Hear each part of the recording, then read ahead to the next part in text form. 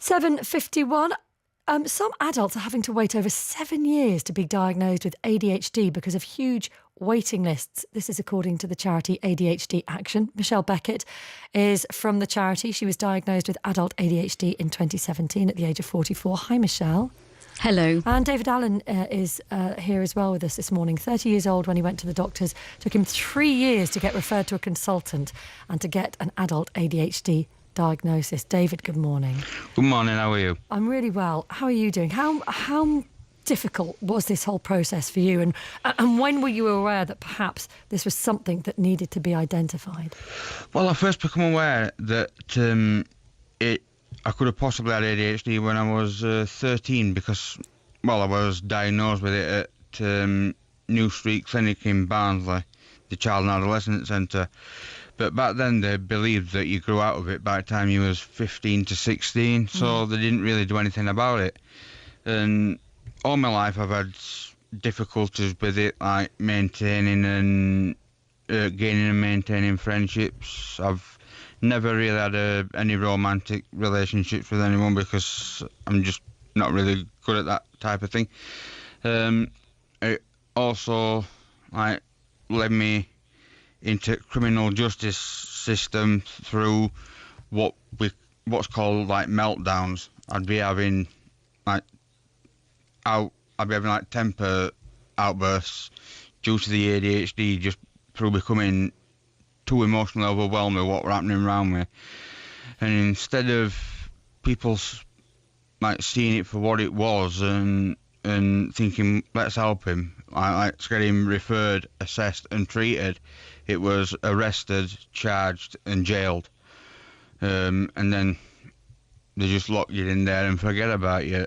And there's thousands upon thousands in the exact same position. You served 2 years for 5 assaults. Michelle, there'll be people saying, look, you can't use a condition like this as an excuse for violent crime. But how would an earlier ADHD diagnosis perhaps have supported David and helped avoid him being in that position? Oh, it would have made all the difference. We do know that 25% of all prisoners have ADHD, mostly undiagnosed.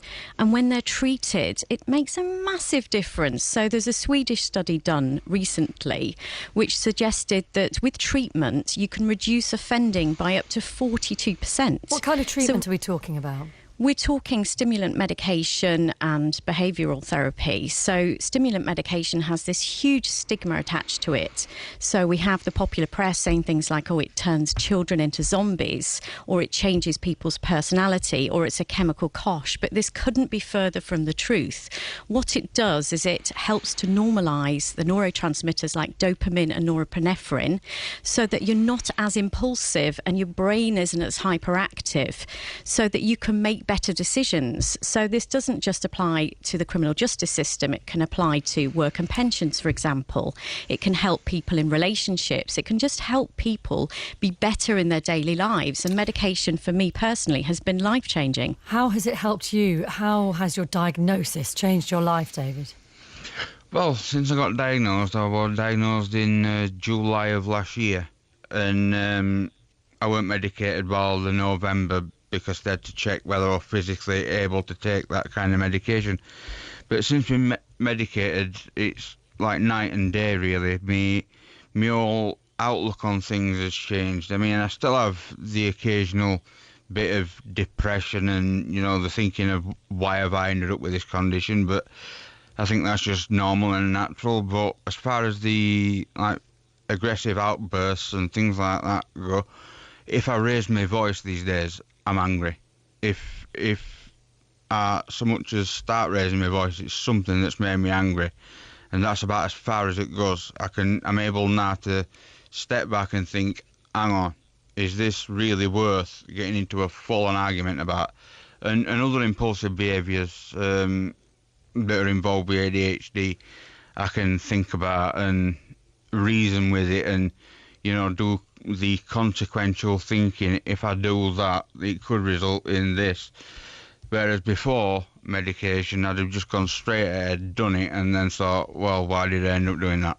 Michelle, why are so many adults perhaps struggling to get that diagnosis? There's such a huge lack of awareness in this country, so not just with the general public, but amongst medical professionals as well. So we get people presenting to the GP with maybe symptoms of anxiety and depression. They may have heard of ADHD, they might mention it. And we have GPs in this country laughing people out of the surgery and saying only kids can get ADHD, or you can't have ADHD because you're too successful or you have a degree.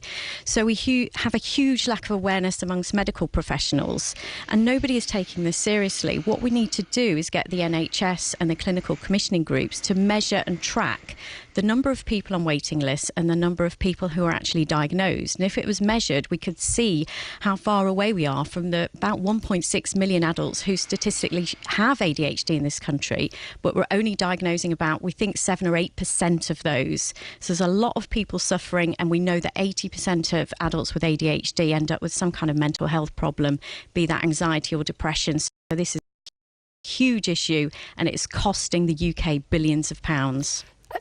David, do you find that people are still suspicious of your condition, that they don't really get it, that they think it's just an excuse for erratic behaviour? Yeah, I do.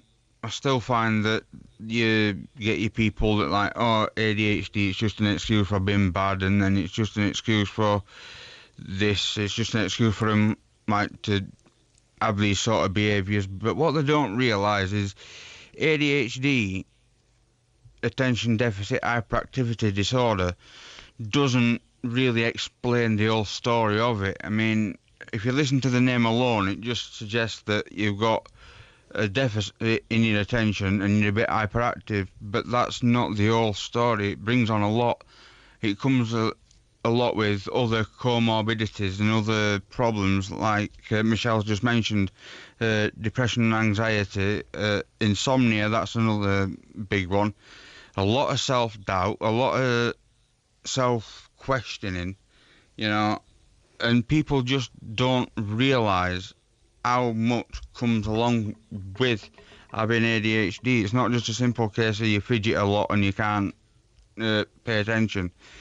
It brings on a whole load of other mental health problems with it that are hidden. It's like an iceberg. You only see the top 10%. There's another 90% under the surface that you never see, but it happens in our heads every day, and we have to angle it and try and we have to try twice, sometimes 3 times harder to function in what's called society, just to try and be like everybody else, when society isn't willing to take like a first step in trying to understand our condition. And I think if we could get that to happen, things would change a hell of a lot, and we get back to being able to just accept difference. Well, you've articulated it brilliantly, David, and we wish you all the very best. Thank you for coming on and talking to us about it. And thank you very much. Cheers, thank you. And thank you to you, Michelle, as well. Thank you. Who founded the UK charity ADHD Action last year. If you're affected by this in any way, ADHD Action is there to help you, of course. And if you feel you can share your experiences with us, please do, 85058 or at BBC 5 Live.